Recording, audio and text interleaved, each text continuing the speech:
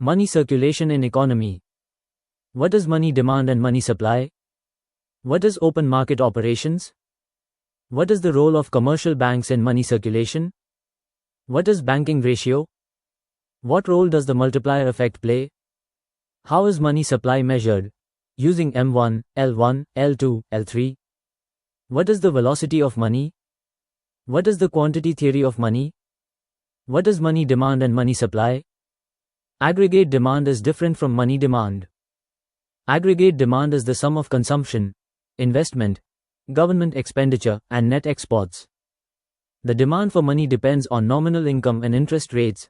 Demand for money increases if nominal income increases because you earn more, so you will buy more goods and increase the demand for money.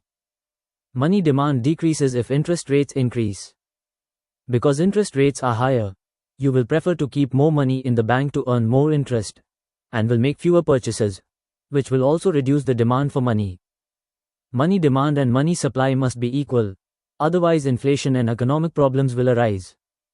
Where money supply and money demand are equal, the RBI will maintain the same interest rate for the market, or else, the RBI will supply money according to the prevailing interest rate in the market, or according to current money demand.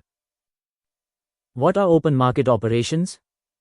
The central bank purchases bonds in the open market and then returns the money to the bank, giving the bank more money. This gives the bank more money and increases the money supply in the economy. This is called expansionary open market operations. However, if the central bank sells bonds in the open market and receives money in exchange from a commercial bank, the bank's money supply decreases, which also reduces the money supply in the economy. This is called contractionary open market operations. What is the role of commercial banks in money circulation? People deposit money into banks, either in cash or through demand deposits. Banks have to keep some of this deposited money in reserves, which they hold in cash, and some in accounts with the central bank, which they can withdraw as needed. Some people are depositing money, and some are withdrawing money, but this will not be equal. Sometimes people will withdraw more money, sometimes they will deposit more.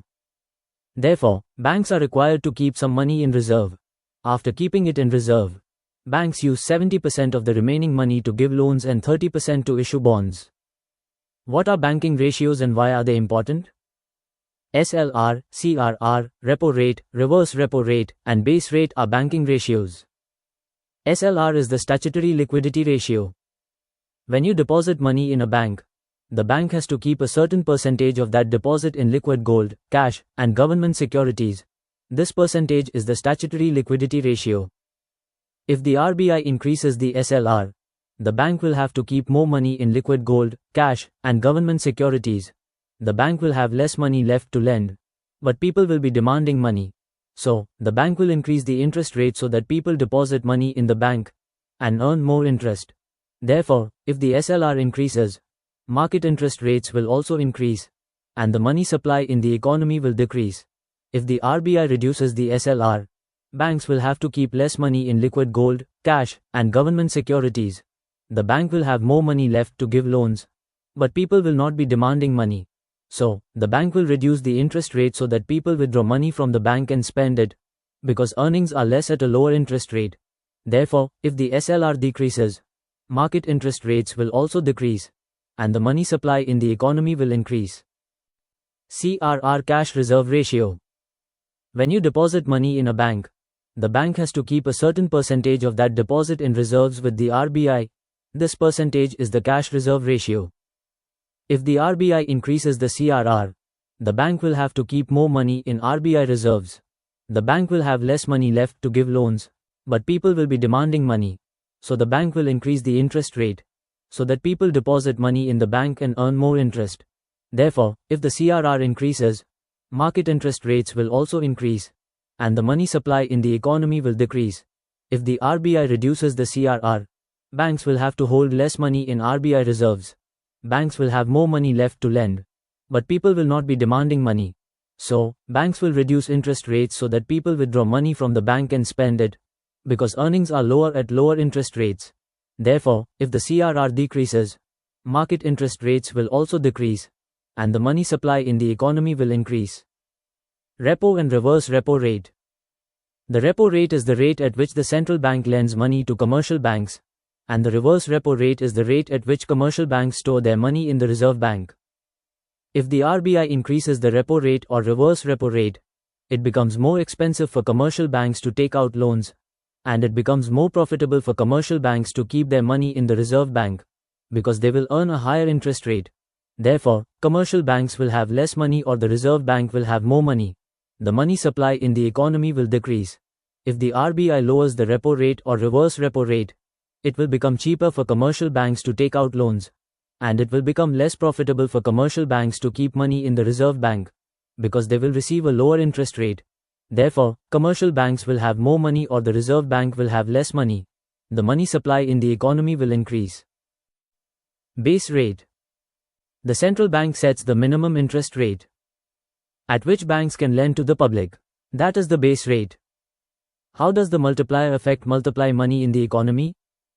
Banks multiply money through the multiplier effect by using fractional reserve banking. How? Let's say you deposited 1000 rupees in a bank account. The bank won't deposit this 1000 rupees in your name. It keeps a certain percentage of this 1000 rupees in reserve, according to the CRR ratio set by the Reserve Bank. The remaining money is given out as loans. Now, assuming the CRR is 10%, the bank keeps 10% of the 1000 rupees, that is 100 rupees, in reserves and gives out the remaining 900 rupees as loans. Now, this 900 rupees is deposited back into the bank by the person to whom the loan was given, but in a different account. Now, the bank has a total deposit of 1000 plus 900, which is 1900 rupees. Of 900 rupees, the bank then keeps 10% of the new 900 rupees in reserves, that is 90 rupees, and gives out remaining 810 rupees as loans. The 810 rupees are again deposited into bank, but in different account. In total, the bank deposit was 1000 plus 900 plus 810, which is 2710. In this way, loans were given until the entire loan was deposited. Now, what will the total deposit be when the entire loan is deposited? This will be calculated by dividing the reserve ratio by 1, which is called the money multiplier. In our example, 10% of deposit was held in reserves. The money multiplier is 1 divided by 10%, which is 10. Multiply the initial deposit by 10 to get the total deposit, which is 10,000. Central bank initiated the money supply into economy with 1000, but the money supply became 10,000, and 10% of 10,000 was kept in reserves. So the reserves also became 1000. This is how banks multiply money in the economy. But if a recession occurs, you keep the loan you received in cash and do not deposit it in the bank. Therefore, money supply and money circulation decrease during a recession. The Reserve Bank has to reduce the ratio to increase the money supply. How is the money supply measured? Using M1, L1, L2, L3.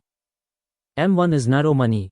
M1 measures cash plus public deposits at the bank, plus demand deposits at the RBI. M2 measures M1 plus savings at the post office savings bank. M3 measures M2 plus fixed deposits and time deposits at the bank. M4 measures M3 plus post office certificates minus national savings certificates. NM1 is another and new way to measure the money supply. NM1 represents monetary aggregates. NM1 measure is cash with public plus demand deposit in bank plus deposit in RBI. NM2 measure NM1 plus short-term bank deposit and other deposit. NM3 is NM2 plus long-term fixed deposit plus term loan and borrowings in bank. L1 is NM3 plus all post office deposits excluding national savings certificate. L2 is L1 plus bank long-term fixed deposits, or term borrowing plus certificate of deposit. L3 is L2 plus public deposit in non-banking financial companies. What is the velocity of money? The velocity of money is how many times a single note buys a new product. A gave 10 rupees to B and bought a cookie. Now B had 10 rupees which B gave to C, and bought a donut from C. Now C gave 10 rupees to D and bought a chocolate. Here, 10 rupees made 3 different purchases. So the velocity of money here is 3. What is the quantity theory of money? The quantity theory of money states that if there is a greater supply or quantity of money in the economy, people will spend more. But goods are limited and supply is limited, which will cause demand to exceed supply, leading to hyperinflation in the economy, which is a massive price increase.